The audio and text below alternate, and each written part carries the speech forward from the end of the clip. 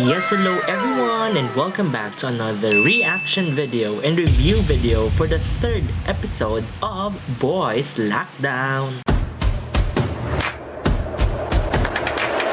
And to the one and only all-a-minute critic slash manahing Michael Carbon, and welcome back to my channel. Kaya naman, di na patatagalin pa, and let's watch and review the third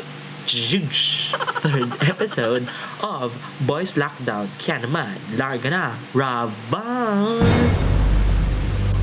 Oh, waiting na si Channy.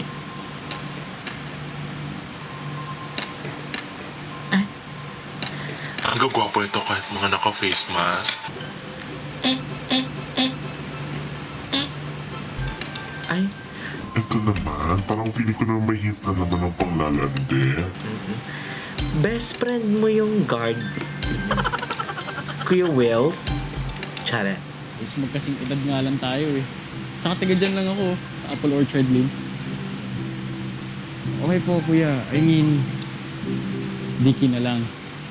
Just Dicky. Dicky? Ay, nag-TikTok na lang. Si CC Storm.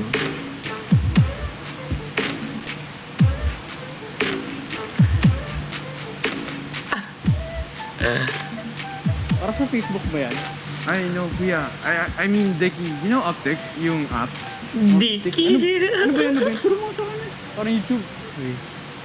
Ako kasi, naisip ko, gusto ko yung mga sumasayaw-sayaw, ganun. Pwede ba yun?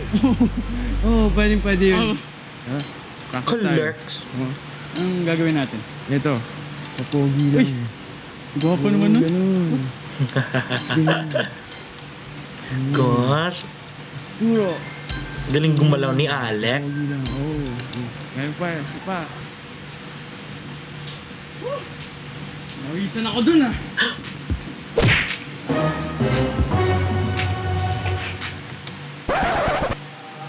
Grabe eh.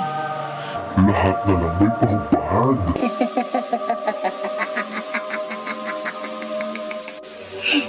Thank you guys.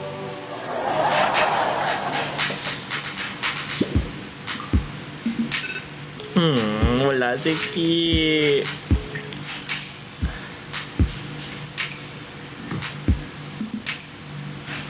Ito.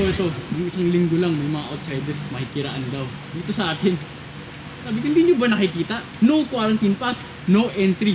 Kala yata ng gunggong na yun, kaya niya si Dicky. No way, no? No way, Jose! Hindi siya nakapalag. Cool story, bro.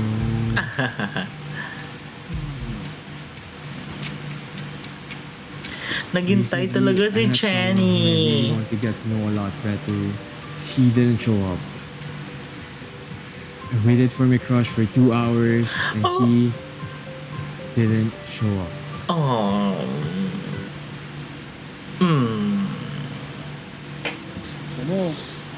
Huwag mo mamasamain to ah. Pero diba, nakita mo nga, may girlfriend.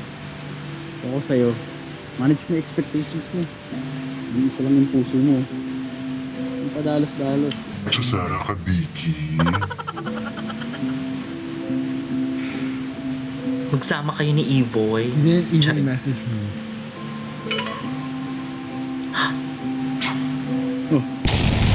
Oh, Chief, saan ka? Hati Libby. Takot din pala. Dahan-dahan yung open ng door. Kita namang may ginawang kasalanan. I'm sorry, Ate Libby. Go and wash your hands. Oh. Why did you just leave like that?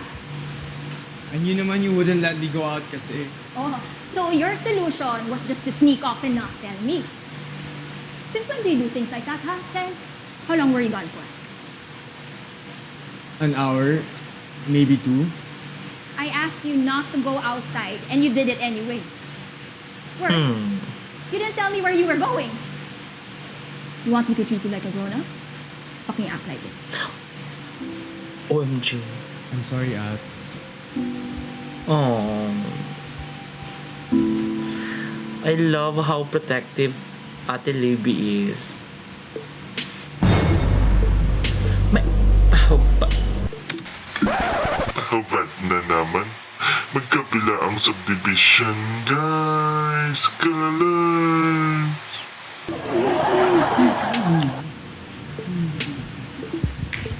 Ay, salamat. Gumagana na rin. Mana ba yung telepono mo sa amo niya? Baka nag-ilokano din yan kapag na-stress, ha? O bilis na, sige na. Message mo na yung future jowa mo. Pero kung ako sa'yo, huwag mo na kasi. Sure ka ba, Kuya Wills? Oo, ang bahala sa'yo. Sige ka, pag naloko na naman yung telepono mo, nasayang lahat ng pinaghirapan natin. Wow, Kuya Wills, ang daming pinagdaanan sa isang araw. ba't ang tagal ng tawag? Ay, saan yung tawag? Chenny, dinner time. Oh, ano na naman tong mga missed opportunities na ito?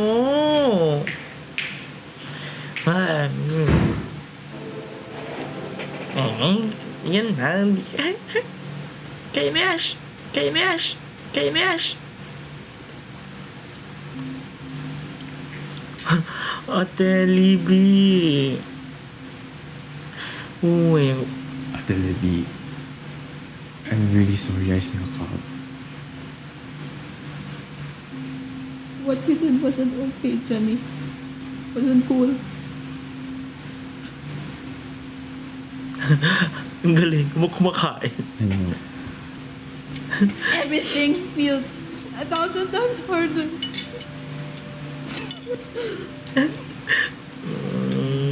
I'm lucky. I'm lucky I still have work now. But I'm scared. Everything feels so uncertain. Wow, my gosh, totoo yan.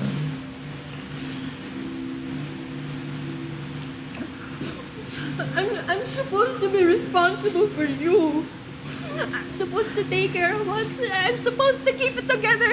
And sometimes it's just too much for me. Ate Libby. I'm asking for your help. Being more responsible now because I can't do it alone. I know I act like it a lot and I know you hate it. But I'm not your mom, Chen.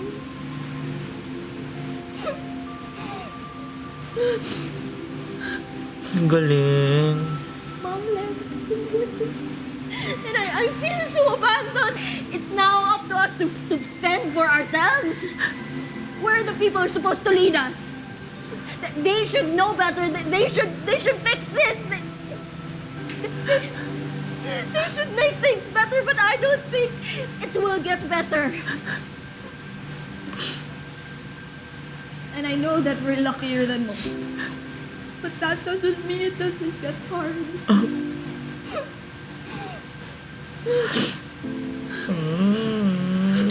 Grabe.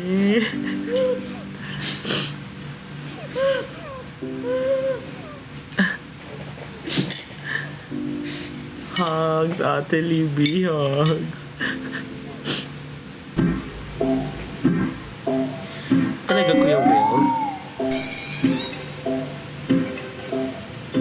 Sino ba yan? Sino ba yan? Ang sabi? Sabi na siya. Hindi. Pero may bagong uptick si CC Strong. Yung isang account na pina-follow ko. Ano?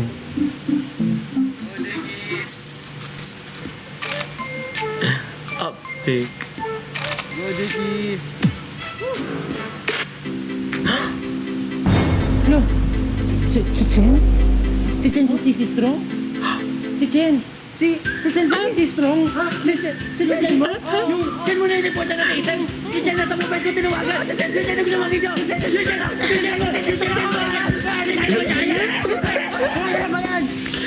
Nangiyo talaga to, Kuya Wills. I recorded a vlog earlier and I wanted your take whether I should post it.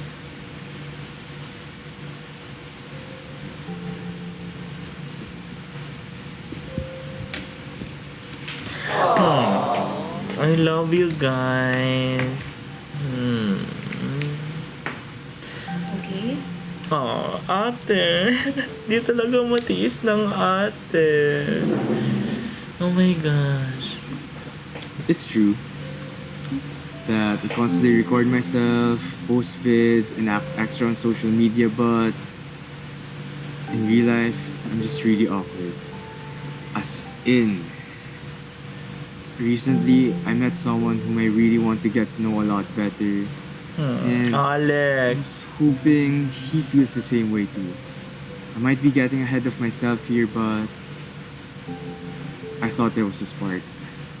Before we reconnected kasi, I met him a few months ago na. But I just couldn't bring myself to talk to him or approach him. Because he had a girlfriend.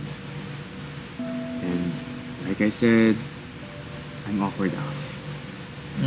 So when I saw him again, I thought, now's my chance. I really need to get to know him na. And I wasn't sure pa nga if it was him at first. But when he told me his name, Gusto talaga yup, ng I mga... confirmed it. It was him. Oh my that guy gosh, from I that really super love the Baduy accent. garage sale I had to bring my Ate Libby to a couple months ago. By some bizarre twist, we just happened to be at the same drugstore at the same time, at the same place. And then he ended up with a bunch of my sister's pills. And then we're supposed to meet up today. I'm so excited pa. I waited for him. But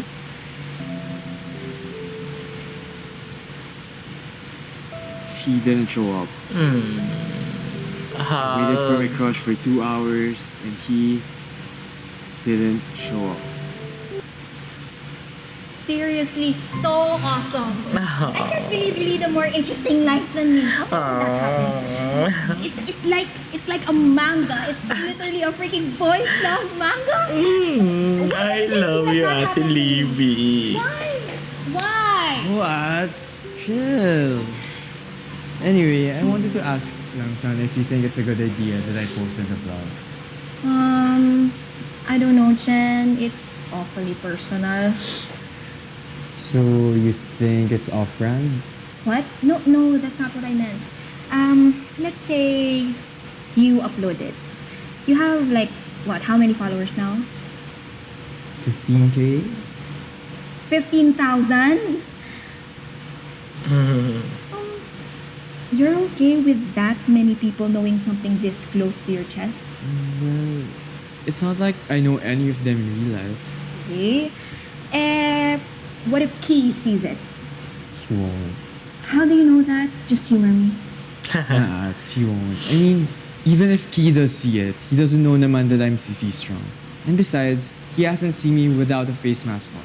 So, how could he? That's So your guess what? guess. Ki, mag-vent ka naman ng frustration sa dalawang Ay, Kaloy, may the one got away. na magsisimula in 20 minutes. Ako CCQ life ko. Hopping from one webinar to the other. Akala mapunan yung kawalan ng buki sa buhay ko.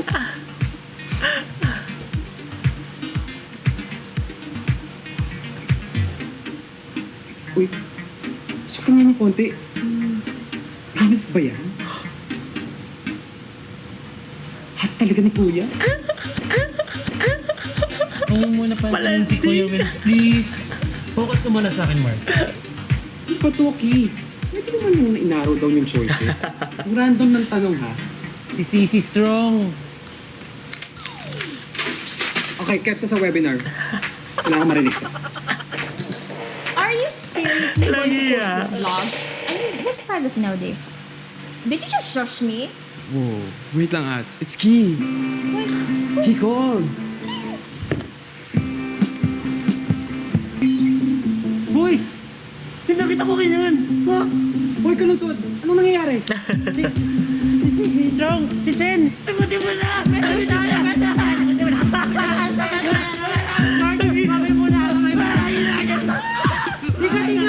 Gulo niyo! Hello, Chen. Hi. Okay, bago ang lahat, kailangan ko muna mag-sorry, sorry hindi ako nakapunta sa usapan kanina. Pero may reason naman kasi kung ba't di ako nakapunta. I know na medyo stupid yung reason, pero fine, sige, sasabihin ko na lang rin. Ano yun? Yung quarantine pass kasi sa dorm namin communal. Kinailangan ng isang residente. Hassle naman nun. You don't have your own pass? Wala eh. Tapos, sinabayan pa ako dito ng mga technical Ang problems. cute! Okay, I get it. Sana wag mo namang isipin na pinabayaan ko lang yung usapan natin, ha? Ako? Wala yun. Never. Cute!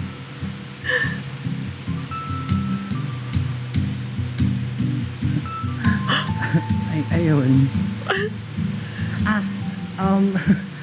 May nalaman pala ako sa'yo, ha? Chen, Ano yun? sikat ka pala. CC Strong. How did you know? Pinafollow kita. Tapos nakita ko lang naman na suot-suot mo yung yung trademark na face mask natin. Natin.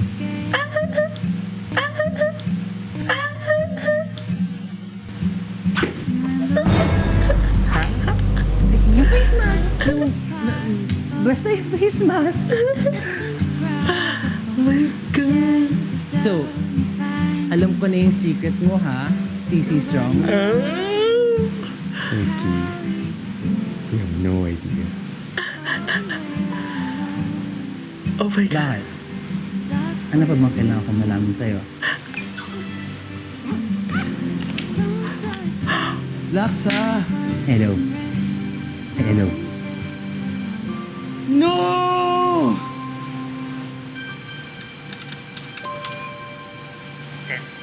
Hello? Chen? Chen? Oh my God! I-delete mo agad? Wala ka. It's Danny! Ano yan? Direct J! Yes, I've just watched the 3rd episode of Boys Lockdown, and as usual, no, this series never disappoint again because of their light-hearted and feel-good theme.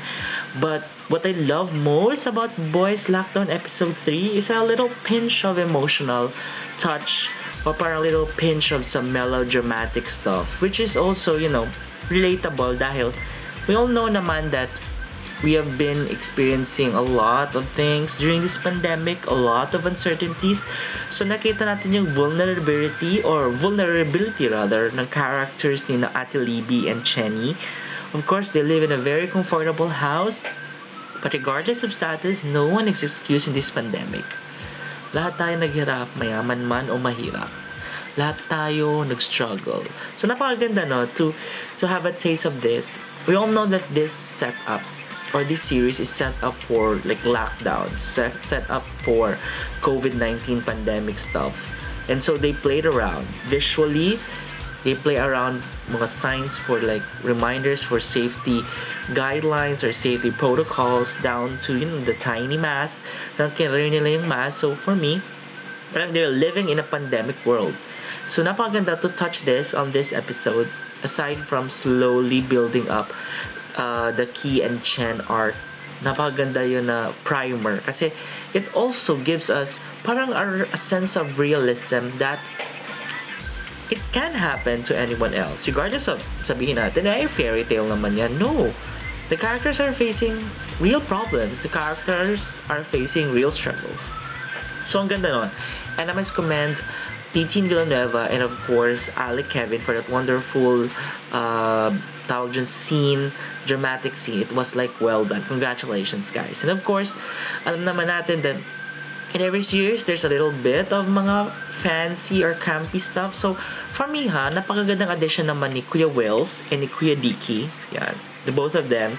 Aside from their like eye candy, aside from their good looking and they have nice bodies, very parang siyang an icebreaker. Sabihin natin bakit ayun ba yan? Bakit parang ang epal? Bakit parang ang too much, very cartoonish and all. Pero sa tingin ko, maganda lang siya na spice or add-on. I mean, wag na natin masyadong karirin kung ano yung mga role nila.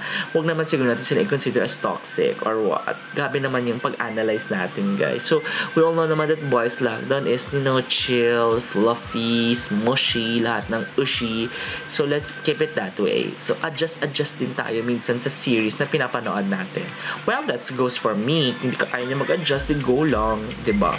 So, yun, I really admire the story development or parang the atake of this series, especially on the 3rd episode. But I'm so excited ka finally nagkaroon din tayo ng Key and Chen slowly building up of the arc. So yan, excited tayo doon. They're very kilig.